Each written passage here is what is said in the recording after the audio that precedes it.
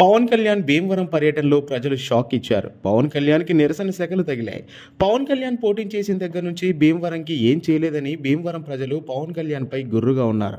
ఇన్ని రోజులకు పవన్ కళ్యాణ్ రావడంతో ప్రజలు ఓట్ల కోసమే పవన్ కళ్యాణ్ వచ్చాడని పవన్ కళ్యాణ్పై దారుణంగా రెచ్చిపోయారు. పవన్ కళ్యాణ్ కారు కూడా ధ్వంసం చేసినట్టు తెలుస్తుంది. ఇక ప్రజలు కూడా పవన్ కళ్యాణ్ సభలకి రావడమే మానేశారు. పవన్ కళ్యాణ్కి బహిరంగంగానే వ్యతిరేకంగా నినాదాలు చేస్తున్నారు భీమవరం ప్రజలు. ఈసారి కూడా పవన్ కళ్యాణ్ పోటీ చేస్తే పవన్ కళ్యాణ్ని హైదరాబాద్కు పంపిస్తా ఉంటున్నారు.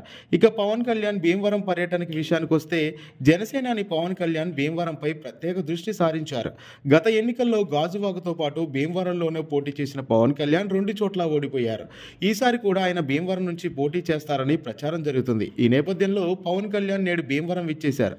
వరుసగా ప్రముఖుల్ని కలుస్తూ చర్చలు సాగిస్తున్నారు. ఈ పరిణామాలు చూస్తే పవన్ కళ్యాణ్ భీమవరం నుంచి బరిలో దిగడం ఖాయమని అనిపిస్తుంది.